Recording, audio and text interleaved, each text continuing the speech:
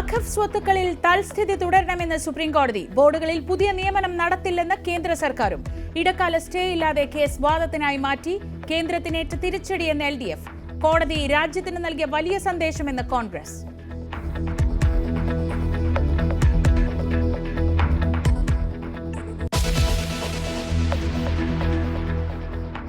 പോലീസിനെ വെട്ടിച്ചോടി ഷൈൻ ടോം ചാക്കോ. കൊച്ചിയിലെ ഹോട്ടലിന്റെ 3-ാം നിലയിൽ നിന്ന് ചാടി. ഒളിവിൽ പോയ നടനെ തേടി പോലീസ്.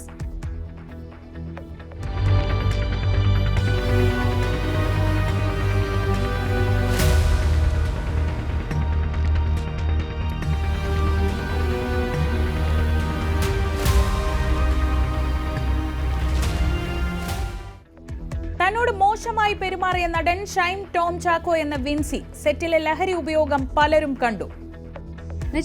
വെർബൽ ഹറാസ്മെന്റ് ഉണ്ട്, സെക്ഷലി ഉള്ളൊരു അങ്ങനത്തെ ഒരു പ്രവണത ഉണ്ടായിരുന്നു. It's very bad.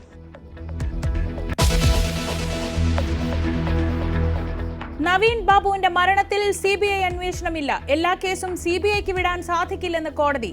ആത്മഹത്യാ പ്രേരണയുമായി ബന്ധപ്പെട്ട അന്വേഷണം നടന്നെന്നും നിരീക്ഷണം. കുടുംബത്തിന്റെ ഹർജി തള്ളി.